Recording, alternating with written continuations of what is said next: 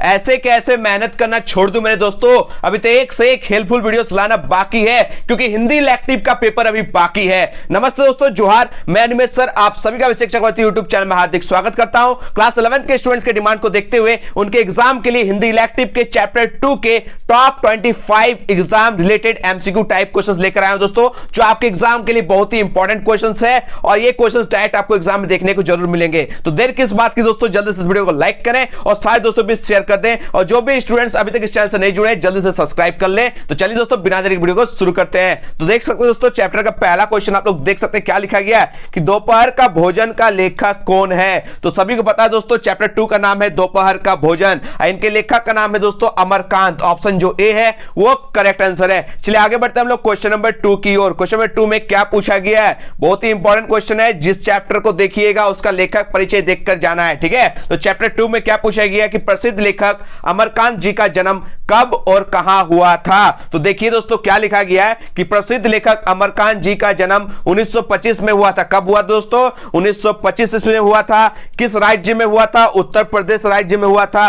किस जिले में हुआ था, बलिया जिले में हुआ था। और किस गांव में हुआ था, नगरा गांव में हुआ था। इतना क्वेश्चन करके जाना है। कैसे दोस्तों, प्रसिद्ध लेखक अमरकांत जी का जन्म कब हुआ था, तो 1925 में हुआ था। एक याद कीजिएगा, किस राज्य में हुआ था, उत्तर प्रदेश राज्य में हुआ था। अगर जिला पूछे तो बलिया जिला में हुआ था, अगर गांव पूछे तो नगरा गांव में हुआ था। इतना चीज करके जाइएगा लेखक परिचय में, ठीक है। चलिए आगे बढ़ते हैं हम लोग क्वेश्चन नंबर 3 की ओर। क्वेश्चन नंबर 3 बहुत ही इंपॉर्टेंट क्वेश्चन, एकदम परीक्षा में एकदम सट के है, ठीक है, एकदम हटके है और एग्जाम से सट के क्वेश्चन है। क्या है कि प्रसिद्ध लेखक अमरकांत जी का वास्तविक नाम यानी रियल नाम क्या था, ठीक है। तो इनका रियल नेम वास्तविक नाम था श्री राम वर्मा। क्या नाम था दोस्तों, श्री राम वर्मा था। उन्होंने अमरकांत के नाम से साहित्य सृजन किया था, ठीक है। एक्चुअली उनका नाम था श्री राम वर्मा, लेकिन जब वो लिखना स्टार्ट किए तो किस नाम से, अमरकांत नाम से अपना साहित्य स्टार्ट किए थे, ठीक है। चलिए आगे बढ़ते हैं हम लोग क्वेश्चन नंबर 4 की ओर। क्वेश्चन 4 में क्या पूछा गया कि दोपहर का भोजन साहित्य की किस विधा की रचना है।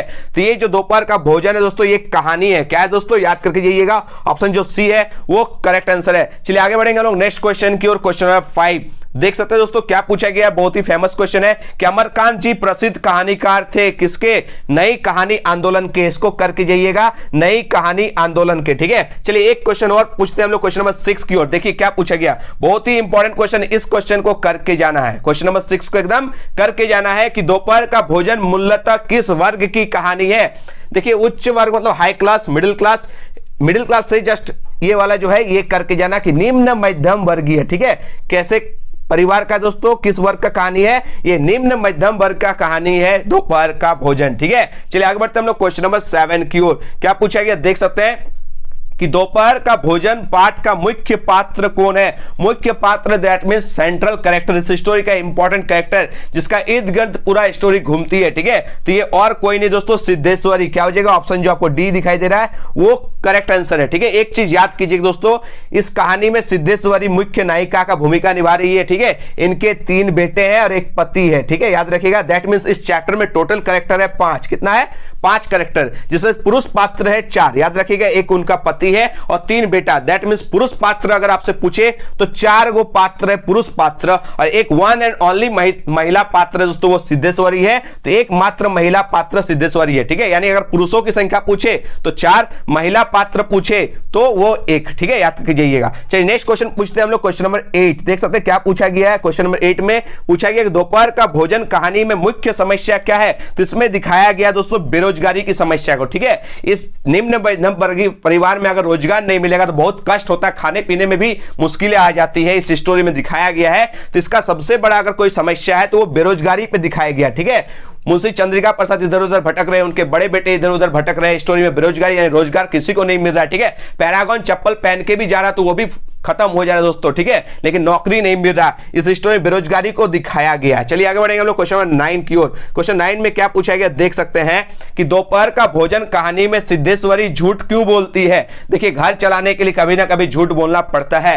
तो ये जो है एकमात्र मुख्य नायिका है दोस्तों, पूरा फैमिली को बांध कर कोई रखा गया है तो यहाँ सिद्धेश्वरी के द्वारा रखा गया। तो यहाँ पे ऑप्शन जो आपको दिखाई दे रहा है कि परिवार में एकता बनाए रखने के लिए सिद्धेश्वरी झूठ का सहारा लेती है। एक चीज याद रखिएगा, उनका कोई शौक नहीं लगा था झूठ बोलना, ठीक है, लेकिन परिवार की एकता को बनाए रखने के लिए उन्हें झूठ का सहारा लेना पड़ता है, ठीक है। चलिए आगे बढ़ेंगे हम लोग क्वेश्चन नंबर 10 की ओर। क्वेश्चन नंबर 10 में क्या पूछा गया आप लोग देख सकते हैं कि दोपहर का भोजन कहानी की मुख्य पात्र सिद्धेश्वरी के पति का नाम क्या है। हाँ, बहुत ही इंपॉर्टेंट क्वेश्चन है। पति का नाम क्या है, बड़का लड़का का नाम क्या है, मंझला लड़का का नाम क्या है, छोटा लड़का का क्या नाम है, उन लोग की उम्र कितना है और कौन क्या क्या करता है। ये सब क्वेश्चन बेसिक क्वेश्चन होते हैं जो देखकर जाना पड़ता है चैप्टर्स में। आपके सारे क्वेश्चन आ जाएंगे परीक्षा में, ठीक है। तो चलिए एक एक करके उस सारे क्वेश्चन को हम लोग देखेंगे। यहां पर जो क्वेश्चन पूछा गया कि दोपहर का भोजन का जो मुख्य पात्र है वो सिद्धेश्वरी है। उनके पति का नाम, उनके हस्बैंड का नाम क्या है, तो उनके हस्बैंड का नाम क्या है दोस्तों, आप सही पता है, मुंशी चंद्रिका प्रसाद उनके हस्बैंड का नाम है। ऑप्शन जो ए है वो करेक्ट आंसर है। चलिए आगे बढ़ते हैं हम लोग क्वेश्चन 11 की ओर, ठीक है। चलिए क्वेश्चन नंबर 11 में क्या पूछा गया कि विभाग की क्लर्की से किनकी छटनी हुई है। देखिए मुंशी चंद्रिका प्रसाद क्लर्क थे लेकिन उसका छटनी हो गया यानी छटा गया है, ठीक है, अब वो बेरोजगार हो गया। तो उसका करेक्ट आंसर क्या हो जाएगा दोस्तों, मुंशी चंद्रिका प्रसाद, ठीक है। अगर वीडियो पसंद आ रही तो प्लीज लाइक कीजिएगा, अपने सारे दोस्तों भी शेयर कीजिएगा, कमेंट कीजिएगा। आज एक भी क्वेश्चन नहीं पूछूंगा। कुछ बच्चे का क्वेश्चन रहता है सर क्यों क्वेश्चन पूछते हैं, डायरेक्ट क्वेश्चन को बता दीजिए। तो ठीक है, आप ईमानदारी से कमेंट कीजिए, लाइक कीजिए और इस वीडियो को शेयर कर दीजिए। आज मैं एक भी प्रश्न आपसे पूछने वाला नहीं हूं। चलिए आगे बढ़ेंगे हम लोग क्वेश्चन नंबर 12 की ओर। क्वेश्चन 12 में देख सकते हैं क्या पूछा गया कि दोपहर का भोजन कहानी में महिला पात्र का नाम क्या है। तो इस स्टोरी में महिला पात्र एक ही है, मैंने बताया था स्टोरी के शुरू में ही कि एकमात्र महिला है, वही इस स्टोरी का मेन कैरेक्टर है, उसी के चारों ओर ये स्टोरी घूमती है। वन एंड ओनली महिला पात्र का नाम क्या है दोस्तों, आप सही पता है, सिद्धेश्वरी। ऑप्शन जो सी है वो करेक्ट आंसर है। चलिए आगे बढ़ते हैं हम लोग क्वेश्चन नंबर 13 की ओर। 13 में क्या पूछा गया कि सिद्धेश्वरी के कितने बेटे हैं। मैंने स्टोरी के पहले बताया था 3 बेटे हैं और एक पति, ठीक है, यानी टोटल 4 पुरुष पात्र है। तो यहां से अंदाजा लगा सकते हैं कि सिद्धेश्वरी के कितने बेटे हैं, 3 बेटे हैं। ऑप्शन जो सी है वो करेक्ट आंसर है। चलिए आगे बढ़ते हैं, एक एक करके बेटे के बारे में जानते हैं। क्वेश्चन नंबर 14 देख सकते हैं क्या पूछा गया कि सिद्धेश्वरी के बड़के लड़के का नाम क्या है। तो आप सही बताएं दोस्तों, बड़ा बेटा का नाम रामचंद्र है। ऑप्शन जो बी है वो करेक्ट आंसर है, ठीक है। इसको रामायण से जोड़ लीजिए। रामायण का सबसे बड़ा बेटा का नाम क्या था, श्री राम का नाम था ना। तो यहां पर भी इस स्टोरी में बड़का बेटा का नाम क्या है, रामचंद्र है, ठीक है। इसको करके जाइएगा। चलिए आगे बढ़ेंगे हम लोग नेक्स्ट क्वेश्चन की ओर। क्वेश्चन नंबर देख सकते हैं 15 में क्या पूछा गया कि सिद्धेश्वरी के बड़े लड़के रामचंद्र की उम्र क्या है। देखिए बड़ा लड़का के बारे में तो जान लिए, लेकिन उनका उम्र पूछा जा सकता है। तो उनका उम्र हो गया है 21 वर्ष। याद रखिएगा रामचंद्र का उम्र कितना है, 21 वर्ष है। दैट मीन्स मंझला का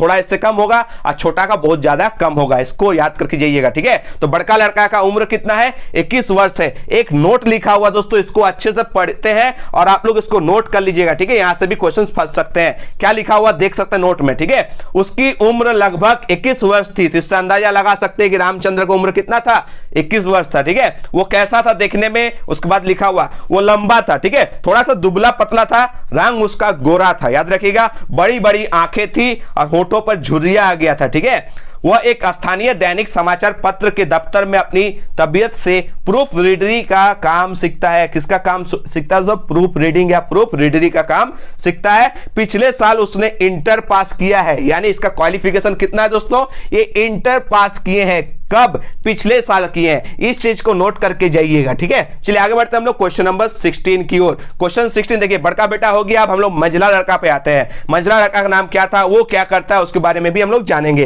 तो क्या लिखा गया दोस्तों कि सिद्धेश्वरी का मंझला लड़का का नाम क्या था और उनकी उम्र कितनी थी, ये आपसे क्वेश्चन पूछा गया। तो मंझला, मौ से मंझला, मौ से मोहन। याद रखिएगा मौ से मंझला, मौ से मोहन, ठीक है, मौ से मंझला, मौ से मोहन। याद रखिएगा सिद्धेश्वरी का मंझला बेटा का नाम मोहन था, ठीक है। मोहन जो है सिद्धेश्वरी का मंझला लड़का था। उसकी उम्र 18 साल, ठीक है। बड़का के 21, इसका हो गया 18 साल। याद करके जाइएगा, ठीक है। उनकी उम्र कितनी थी, 18 वर्ष की थी। आगे क्या लिखा गया, वह हाई स्कूल के प्राइवेट इम्तिहान देने की तैयारी कर रहा है। कहां के दोस्तों, हाई स्कूल का प्राइवेट इम्तिहान देने की वो तैयारी कर रहा है। हो गया मंझला लड़का भी कंप्लीट। चलिए अब हम लोग छोटा लड़का की ओर आते हैं, ठीक है। देखिए क्या लिखा गया दोस्तों कि सिद्धेश्वरी के जो छोटे लड़के थे उनका नाम क्या था, और उसकी उम्र कितनी थी? तो चलिए छोटा लड़का के बारे में जानते हैं। छोटा लड़का का नाम था प्रमोद, ठीक है, प्रमोद उसका छोटा लड़का का नाम था और उसकी उम्र मात्र 6 वर्ष की थी। लेकिन वह एक टाइप का विकलांग लड़का था, वह बीमार लड़का था,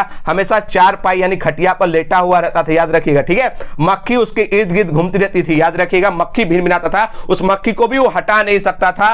लास्ट में यहां पर दिखाया गया कि सिद्धेश्वरी अपना फटा चिथड़ा ब्लाउज उसके मुंह पर रख देती है। इससे घर की दरिद्रता का भाव दिखाया जाता है कि कपड़ा भी फटा चिथड़ा है। सोच सकते हैं दोस्तों घर का हालत क्या है, ठीक है। बेरोजगारी को दिखाया गया है, निम्न मध्यम वर्गीय परिवार की मजबूरी को दिखाया गया है, ठीक है, स्ट्रगल को दिखाया गया इस स्टोरी में, ठीक है। चलिए आगे बढ़ते हैं हम लोग क्वेश्चन नंबर 18 की ओर। क्वेश्चन नंबर 18 में क्या दिखाया गया दोस्तों, देख सकते हैं कि दोपहर का भोजन कहानी का कौन सा पात्र गरीबी के एहसास को मुखर नहीं होने देता और उसकी आंच से अपने परिवार को बचाए रखता है? तो वन एंड ओनली, ठीक है, वो है सिद्धेश्वरी, ठीक है, अपने पूरा परिवार को बचाए रखती है, ठीक है। देखिए क्या होता है, जो भिखारी होता है दोस्तों वो कुछ भी करके खाना खा लेगा, ठीक है, लेकिन जो एकदम गरीब होते हैं लेकिन समाज में रिस्पेक्ट है, पढ़े लिखे लोग हैं, तो भीख नहीं मांग सकता है, ठीक है, इसलिए उन लोग को स्ट्रगल करना पड़ता है। इस स्टोरी में दिखाया गया दोस्तों बहुत स्ट्रगल है, आप लोग कहानी को जरूर पढ़िएगा, ठीक है। तो वन एंड ओनली लेडीज है दोस्तों, वो है सिद्धेश्वरी, अपने परिवार को बचाए रखती है, गरीबी के एहसास को मुखर होने नहीं देती है, ठीक है, रूखा सूखा खाती है दोस्तों, पानी पी के रहती है, कलेजे में पानी लग जाता है, कभी गिर भी जाती है, बेहोश हो जाती है। इस स्टोरी में दिखाया गया एक लेडीज के बारे में। सिद्धेश्वरी बहुत इंपॉर्टेंट कैरेक्टर, मेरा फेवरेट कैरेक्टर इस स्टोरी में, ठीक है। चलिए आगे बढ़ेंगे हम लोग क्वेश्चन नंबर 19 की ओर। क्वेश्चन 19 देख सकते हैं क्या पूछा गया कि सिद्धेश्वरी का मंझला लड़का जो मोहन था, ठीक है, किसका प्राइवेट इम्तिहान देने की तैयारी कर रहा था? मैंने जस्ट आपको थोड़ी देर पहले बताया था कि हाई स्कूल, ठीक है, हाई स्कूल। इंटरमीडिएट का बात की जाए दोस्तों, उनका बड़ा लड़का पिछला साल इंटर किया था ना, ठीक है, लेकिन ये किसका तैयारी कर रहा था? हाई स्कूल का प्राइवेट इम्तिहान देने का तैयारी